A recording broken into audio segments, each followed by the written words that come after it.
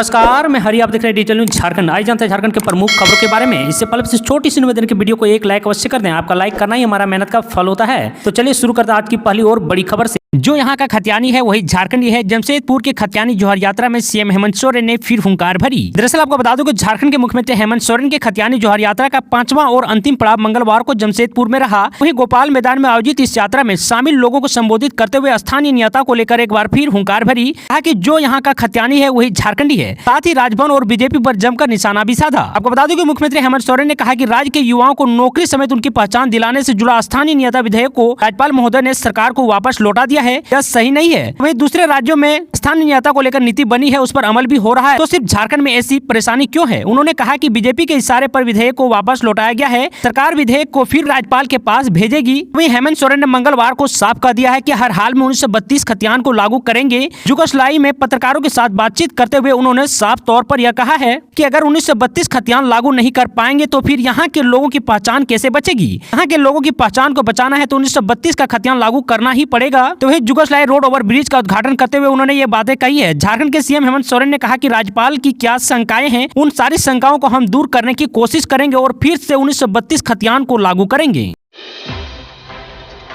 बाबूलाल मरांडी ने कहा कि बिल में राज्यपाल की आपत्तियों पर गंभीरता से विचार करे सरकार। आपको बता दूं कि भाजपा विधायक दल के नेता बाबूलाल मरांडी ने कहा कि 1932 खतियान आधारित स्थानीय नीति के संबंध में राज्यपाल की आपत्तियों पर राज्य सरकार गंभीरता पूर्वक विचार कर उचित समाधान निकालें। तो वहीं मुख्यमंत्री हेमंत सोरेन केंद्र पर फेंका फेंकी की राजनीति बंद करने को कहा है। तो वहीं बाबूलाल मरांडी ने कहा कि राज्य सरकार को स्थानीय नीति बनाने का पूरा अधिकार है। ऐसे में राज्य सरकार झारखंड के बच्चों के हित में विधि सम्मत निर्णय ले। मरांडी ने कहा कि वैसे भी सरकार भ्रष्टाचार के मामले में बचने के लिए देश के बड़े वकीलों को भारी फीस देकर पैरवी कराती है, फिर इस मामले में क्यों नहीं उनसे परामर्श ले रही है। तो वहीं मरांडी ने कहा कि मामला झारखंड के 3.5 करोड़ लोगों की हित से जुड़ा है, इसलिए राजनीति बंद हो। प्रख्यात कानूनविदों की राय लेकर सरकार ऐसी स्थानीय नीति बनाए जिससे हाई कोर्ट या सुप्रीम कोर्ट को निरस्त न कर सके। तो इधर मरांडी ने कहा कि भाजपा ने 1932 खतियान का कभी भी विरोध नहीं किया। सदन में भी इसका समर्थन हमने किया। मांग की थी कि सर्वदलीय बैठक हो, इस विधेयक पर विधानसभा में व्यापक रूप से चर्चा हो, पर सरकार ने न तो सर्वदलीय बैठक बुलाई और न ही चर्चा कराने में दिलचस्पी दिखाई। खतियानी जोहर यात्रा पर तंजा कसते हुए मरांडी ने कहा कि मुख्यमंत्री अपनी नाकामियों को छुपाने के लिए यात्रा कर रहे हैं ताकि उन्हें मीडिया में जगह मिल सके। धनबाद के आशीर्वाद अपार्टमेंट में लगी आग, चौक की मौत तो कई लोग झुलसे। आपको बता दो झारखंड के धनबाद शहर में एक बिल्डिंग में भीषण आग लगने से 14 लोगों की मौत हो गई है और कई लोग झुलस गए हैं। मिली जानकारी के मुताबिक शक्ति मंदिर रोड स्थित आशीर्वाद टावर में मंगलवार की शाम भीषण आग लग गई। आपको बता दूं कि आग लगने से 2 दर्जन से भी अधिक परिवार इसमें फंस गए थे। फायर ब्रिगेड की टीम और प्रशासन की मदद से इनमें अधिकांश को बाहर निकाल लिया गया है। आपको बता दूं कि समाचार लिखे जाने तक पाटलिपुत्र नर्सिंग होम में 18 घायलों को भर्ती कराया गया था, जबकि 1300 पीएमसीएच में भी भेजे गए हैं। अग्निशम की टीम कड़ी मशक्कत के बाद आग पर काबू पा लिया। आपको बता दूं कि अपार्टमेंट में रहने वाले सुबोध श्रीवास्तव की बेटी की शादी थी। इस समारोह में भाग लेने के लिए बाहर से भी लोग आए हुए थे। परिवार समेत अपार्टमेंट के कई लोग शादी की तैयारी में लगे हुए थे। इसी दौरान निचले फ्लोर में रहने वाले पंकज अग्रवाल के घर में एक जलता दीपक कालीन पर जा गिरा। कुछ देर में कालीन ने आग पकड़ ली। धीरे धीरे आग फैलती गई और उसने ऊपरी मंजिलों को भी अपनी चपेट में ले लिया। यहाँ ज्यादा लोग होने की वजह से भगदड़ मच गई और आग की चपेट में आने से 3 बच्चे, एक शख्स और 10 महिलाएं की जान चली गई। आपको बता दूं आशीर्वाद टावर आवासीय के साथ साथ व्यवसायिक केंद्र भी है। यहाँ करीब 70 से 80 फ्लैट हैं। 12 मंजिले के इस भवन में 4थी मंजिल पर आग लगी थी। बता दें कि वहाँ के कुछ दूर पर ही स्थित हाजरा अस्पताल में 3 दिन पूर्व आग लगने से डॉक्टर दंपति समेत 5 लोगों की दम घुटने के कारण मौत हो गई थी।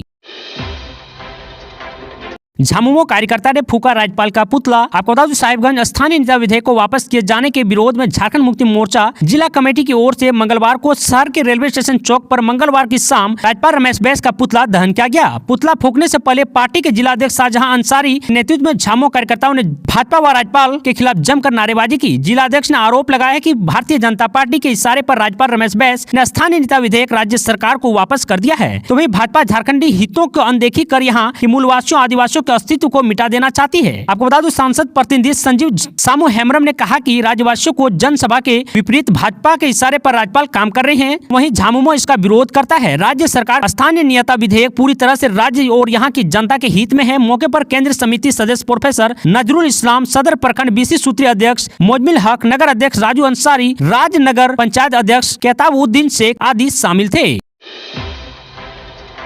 हज यात्रा के लिए अब तक नहीं निकली आवेदन फॉर्म, लोग कार्यालय के लगा रहे हैं चक्कर। आपको बता दूं कि हज यात्रा के लिए अब तक आवेदन फॉर्म की तिथि नहीं निकली है, इससे हज यात्री परेशान हैं। इस बार 26 जून से हज यात्रा शुरू होगी। पिछले साल हज यात्रा के लिए 4,19,500 रुपए लगे थे और झारखंड से लगभग 1500 लोग हज यात्रा पर गए थे। भारत के लिए इस बार 1,75,000 लोगों का कोटा जारी किया गया है। बता दो, हज यात्रा का आवेदन फॉर्म नहीं निकलने से कार्यालय के लोग भी परेशान हैं। उन्होंने कहा कि रोज कई लोग इस सिलसिले में पूछताछ के लिए आ रहे हैं, वहीं कई लोग फोन से इसकी जानकारी ले रहे हैं। बता दो, उन्होंने कहा कि अब तक आवेदन फॉर्म जमा हो जाना चाहिए था और पासपोर्ट आदि भेजने की प्रक्रिया शुरू हो जानी चाहिए थी। मालूम हो कि इस बार 26 जून से 1 जुलाई तक हज के अरकान पूरे किए जाएंगे। अप्रैल के चौथे सप्ताह ईद है, इसके बाद से हज के लिए प्रशिक्षण शुरू हो जाता है। इसके बाद टीका आदि लगाने का कार्य कर यात्रा की तैयारी शुरू कर दी जाती है।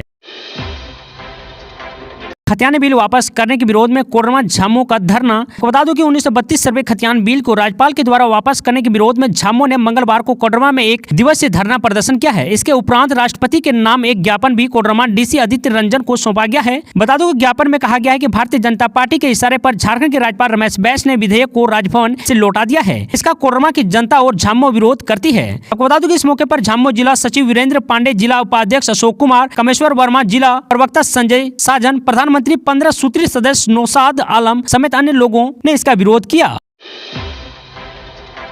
4 फरवरी को देवभूमि आएंगे गृह मंत्री अमित शाह। विशेष ट्रेन की हुई व्यवस्था, तो वहीं सांसद निशिकांत दुबे कर रहे हैं स्वागत की जोरदार तैयारी। आपको बता दें, देश के गृह मंत्री अमित शाह 4 फरवरी को देवघर आएंगे। गृह मंत्री के लिए स्पेशल ट्रेन की व्यवस्था की गई है, तो वहीं यह ट्रेन गोड्डा रेलवे स्टेशन से सुबह 9 बजे जसीडीह रेलवे स्टेशन के लिए प्रस्थान करेगी। बता दो कि देवघर में तैयारी जोरों पर है। सांसद निशिकांत दुबे इस संबंध में सोशल मीडिया पर लगातार जानकारी साझा कर रहा है। आपको बता दो, निशिकांत दुबे ने सोशल मीडिया पर लिखा है कि 4 फरवरी को माननीय गृह मंत्री जी कार्यक्रम के लिए गोड्डा रेलवे स्टेशन से सुबह 9 बजे ट्रेन जसीडीह रेलवे स्टेशन के लिए प्रस्थान करेगी। यही ट्रेन शाम 5 बजे जसीडीह से गोड्डा के लिए प्रस्थान करेगी। आपको बता दूं कि गृह मंत्री बाबा वैद्यनाथ धाम की पूजा अर्चना करने के बाद खाद्य कारखाना शिलान्यास करेंगे। वहीं एक के बाद एक ट्वीट में सांसद ने लिखा है कि देवघर की धरती को गृह मंत्री का इंतजार है। देवघर की पावन भूमि गृह मंत्री जी का इंतजार कर रही है, तो वहीं गृह मंत्री जी का भव्य स्वागत किया जाएगा। आपको बता दूं कि इफ्को नैनो यूरिया खाद्य कारखाना की सौगात और आधारशिला गृह मंत्री जी रखेंगे। गोड्डा को आर्थिक राजधानी बनाने की तरफ एक कदम।